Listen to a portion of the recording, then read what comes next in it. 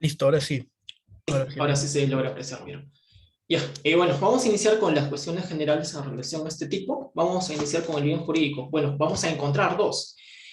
Bueno, la primera es la libertad sexual y la segunda, la indemnidad sexual. ¿A qué se refieren estas? Bueno, la primera, la libertad sexual, vendría a ser, digamos, de que esa manifestación que busca que la actividad sexual, y bueno, ya sea de la persona o del mismo agente, se desarrolle en un ambiente, digamos, de libertad, como también de la forma. Nosotros al hablar de este punto, como bien lo dice su nombre, libertad sexual, entendemos que se da en aquellas personas que ya alcanzaron ese grado de madurez, tanto ya sea físico, psíquico, o cuando una persona goza de la capacidad, por ejemplo, de disponer de su propio cuerpo.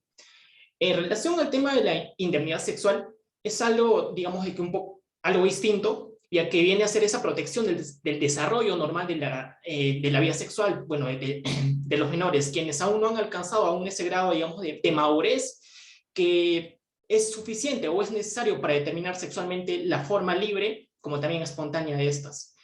Creo que en relación al sujeto activo y al sujeto pasivo no es sumamente complicado, ya que no hay tal vez esa calificación especial como se en otros tipos.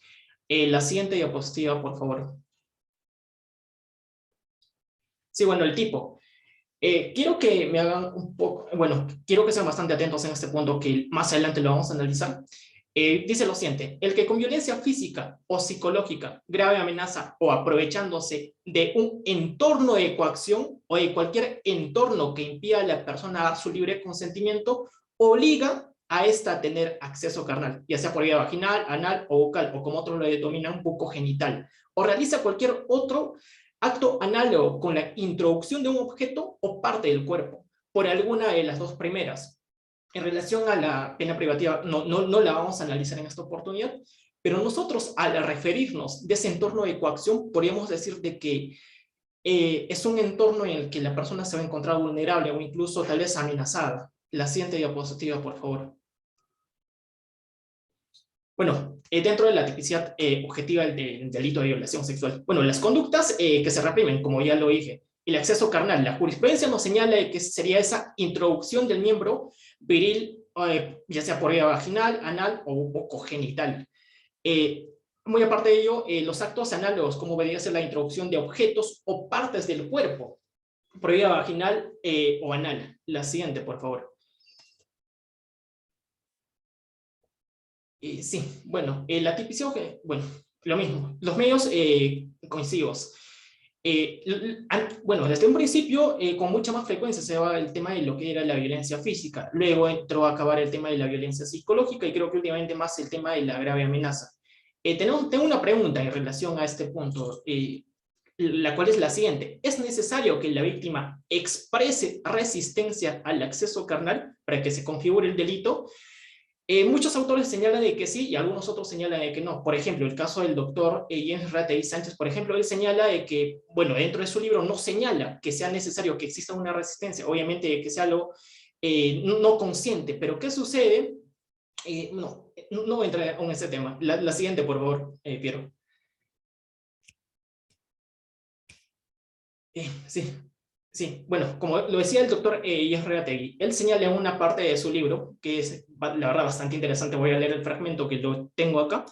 Él señala que el delito se configura con la realización del agente del acto sexual, involuntario o no consentido, y que por ende no existe forma en que la resistencia en la víctima no rija el presupuesto material, sino que para la configuración de este ilícito penal. Obviamente no nos habla que es necesario, tal vez, como la anterior, por favor, Piero. No es necesario, no es necesario que exista tal vez una resistencia. Recuerdo muy bien un recurso en nulidad, no, he tratado de buscar el número, pero no recuerdo, pero es el 1400 tantos del año 2018, que es de Junín, en el que hay un caso bastante, yo no diría que confuso, yo diría que bastante interesante. Para entrar en contexto voy a ponerlo en caso práctico. Bueno, sucedía que una madre se había separado de su pareja y a consecuencia de ello tenía una menor hija, pero ella ya tenía unos 3 años. Es ahí donde ella tiene una nueva relación, donde conoce obviamente a otra persona y ya pues no hubo tal vez ninguna agresión durante estos años, pero en los últimos años el padre, bueno, el padrastro, le golpeaba y insultaba. Bueno, había agresión también física como psicológica ante esta situación. Y un día la madre decide ir a su trabajo, o bueno, se ausenta de la casa de la gente. Es ahí donde la menor le indica y le solicita un poco de ayuda a su padrastro para que éste le pueda acudir, porque ella tenía un fuerte dolor en el estómago. Es ahí donde el padre le señala de que se quite la ropa, mientras él se quita algunas prendas y tiene exceso carnal con la menor. Pero él indica de que ese era un acto voluntario, de que había consentimiento ante esta situación. Pero es algo muy confuso que dentro de los recursos de nulidad, bueno, la Suprema señala de que estos casos son bastante, digamos, bastante recurrentes, ya que al principio la menor había señalado de que sí había sido violada mediante su padrastro, pero bueno, al continuar el proceso, esta señala que había sido consentido, pero esto se debe a que mayormente en estos casos el padre es quien mantiene a la familia, no solamente a los menores hijos, sino que también a la madre. Es ahí donde dicen de que bueno, de que no se exige, o no se, para que no se configure, bueno, señala de que no se exige para su configuración y de que se muestre esa resistencia al acceso carnal, sino que este no sea deseado. Centrémonos en ese último fragmento, sino que este no sea deseado. Puede ser que sí sea consentido, pero esa persona no había deseado tener ese acceso carnal. ¿Sí? La siguiente diapositiva, por favor. Sí, bueno, la tipicidad subjetiva. Bueno, dentro de esta vamos a tener a lo que es el dolo y el elemento subjetivo adicional. Dentro del dolo, obviamente, esa conciencia y esa voluntad de tener acceso carnal en contra de la voluntad del sujeto pasivo. Bueno, nosotros al referirnos a ese ánimo lascivo, la jurisprudencia nos señala de que es esa satisfacción de parte del agresor para que éste pueda satisfacer tal vez algunas necesidades o lo que esta persona deseaba. La siguiente, por favor. Sí, bueno, vamos a entrar ya al tema de lo que son las agravantes. Voy a hacer algo extenso en algunas, en algunas otras tal vez no, y quiero que me presten la mayor atención en las que me voy a extender. Bueno, la primera. Si la violación se realiza con el empleo de arma o por dos o más sujetos. Esto creo que es bastante sencillo de entenderlo. Obviamente la persona, si es que estamos ante el uso de armas, se va a ver incluso tal vez amenazada o intimidada.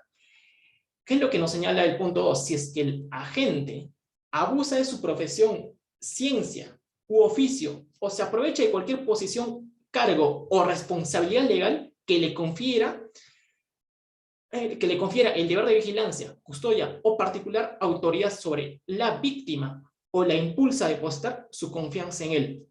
Hace algunos años en el Cusco hubo un tema bastante, que se centraba en este tipo. Fue donde un ginecólogo, tenía como paciente una joven de en ese entonces tenía entre unos 24 o 26 años, donde, lo que solía hacer es que se les, mediante un vaso de agua, se le entregaba tal vez alguna pastilla o lo que fuese y quedaban pues dormidas, mediante tal vez inclusive algunas horas, pero sus víctimas pensaban de que tal vez por el trajín del día, ella era abogada en ese entonces, decía que se había quedado dormida. Pero al levantarse ella había sentido que había sucedido algo muy diferente, que parecía como si es que esa persona hubiese tenido relaciones sexuales, pero al ver al médico se daba cuenta que era una persona mayor y que ésta no podía cometer el hecho. En la siguiente consulta lo que ocurrió es que, colocó una cámara al lado de alguna cartera, al lado de su cartera y grabó todo lo que ocurría, pero se había dado cuenta de que al tomar ese vaso de agua, que normalmente se le daba a las víctimas, ella se había quedado profundamente dormida. Bueno, más de lo normal en esta oportunidad, pero había logrado apreciar en la filmación de que el sujeto mayor con los dedos hacía tal vez algunos movimientos muy diferentes a lo que solía hacer algún ginecólogo. Es ahí donde donde inició el proceso y la verdad creo que el final incluso se le sentenció al ginecólogo. La siguiente diapositiva, por favor. Sí, la 3. Bueno, si el agente aprovecha su calidad de ascendiente, descendiente, por consanguinidad, adopción o afinidad, o de cónyuge, excónyuge, conviviente o exconviviente, o con la víctima esté sosteniendo o haya sostenido una relación análoga, o tiene hijos en común con la víctima, o habita en el mismo hogar de la víctima, siempre que no medie relaciones contractuales o laborales, o es pariente colateral hasta el 4º grado, por consanguinidad o adopción, o segundo grado de afinidad. Este es un tema también bastante recurrente, yo diría hasta que debería ser tipo más de griego, porque en la mayoría de los casos el agente viene a ser una persona ya sea descendiente o descendiente, o una persona muy cercana al entorno familiar.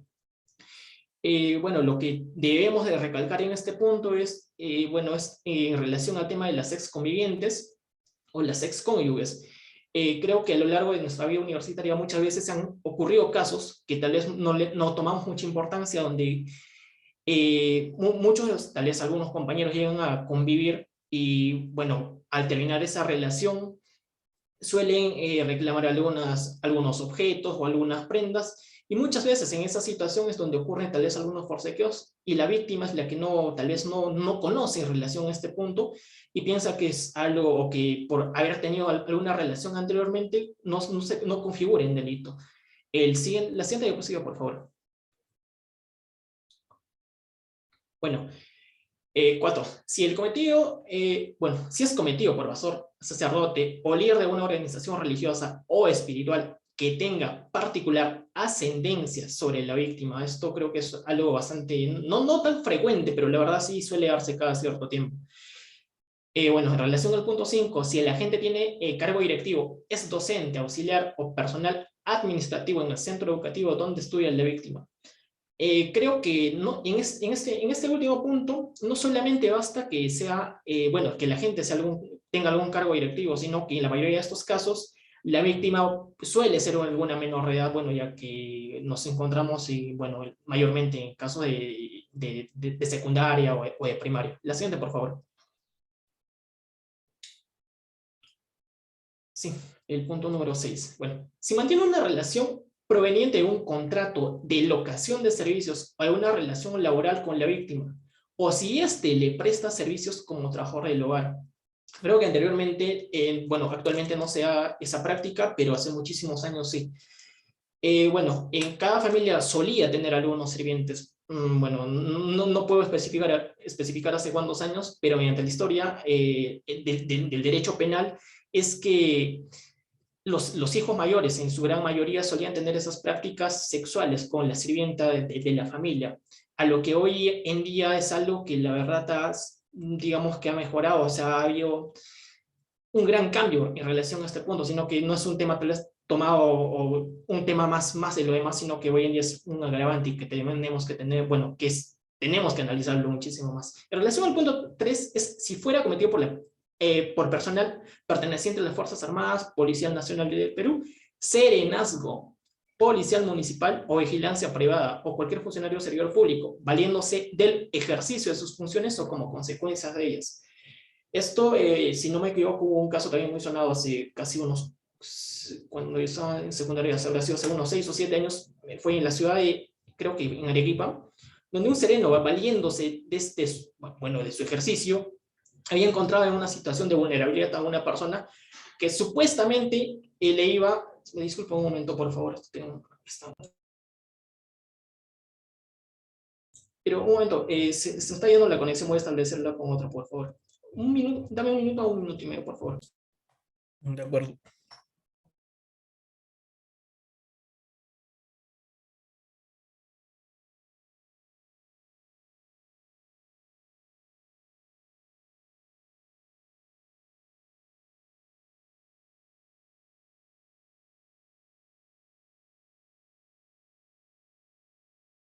Ya, correcto.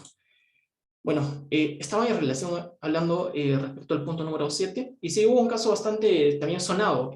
Bueno, se trataba de un sereno que supuestamente le iba a llevar al centro de monitoreo, pero lo que realmente sucedió en esta situación es que en dicho lugar, al encontrar a esa mujer en ese estado de vulnerabilidad, se configuró obviamente el delito, ya que estaba valiendo de su cargo. La siguiente, por favor.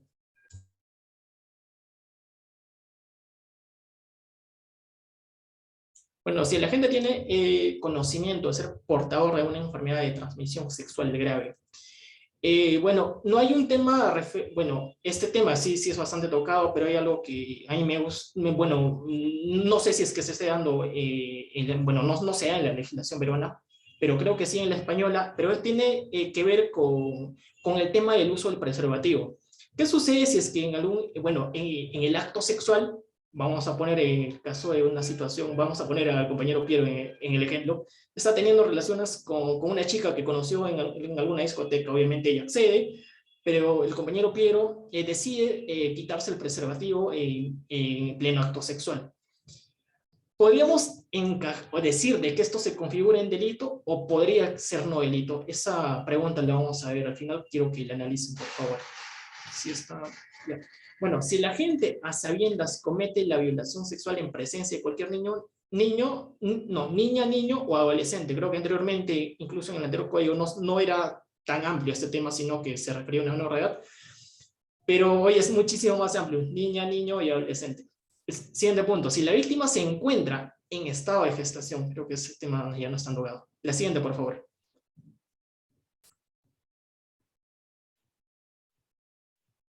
Ya, bueno, el punto número 11. Si la víctima tiene entre 14 y menos de 18 años de edad, es adulto mayor o sufre de discapacidad física sensorial y el agente se aprovecha de esta situación, obviamente estamos hablando tal vez de ese discernimiento que esa persona no puede tener. En relación al punto 12, si es que la víctima es mujer y es agraviada por su condición de tal en cualquiera de los contextos previstos en el primer párrafo del artículo. Esto tiene que ver, bueno, vamos a regresar al artículo 108b y ahí recuerdo, no exactamente el autor, pero hablan de unos límites que, bueno, por la actitud machista de algunos, ponen algunos límites a las mujeres, ya sea en el tema en relación a la vestimenta, a la conducta o la que estuviese ella. Hay algunas personas, algunas, pero que suelen hacer estos actos porque una mujer tiene alguna prenda tal vez más provocativa o algo bastante parecido. Creo que encaja correctamente en este tipo. La siguiente, por favor, Piero. Bueno, el punto 13. Si el agente actúa en estado de ebriedad con presencia de alcohol en la sangre en una proporción mayor de 0,5 gramos al litro o bajo efecto de drogas tóxicas, estupefacientes, sustancias psicotrópicas o sintéticas que pudieran alterar su conciencia. Acá creo que hay un tema que también lo estaba tocando hace ya un buen tiempo. ¿Qué sucede si es que la persona ya se encontraba, bueno, se encontraba en un estado de ebriedad, pero en un estado de inconsciencia? Bueno, nosotros al encontrarnos en un estado de inconsciencia, obviamente que la sangre no llega a circular de una mayor forma y estaríamos hablando de una violación sexual si es que la persona, bueno, en el caso de los hombres, habría algún tipo de erección, porque al encontrarnos en este tipo, yo no sé si es que realmente sería un agravante o no, la verdad. La siguiente, por favor. Bueno, como dijo mi ex, hasta aquí llegamos. Muchísimas gracias. Espero que haya sido de su agrado. Gracias.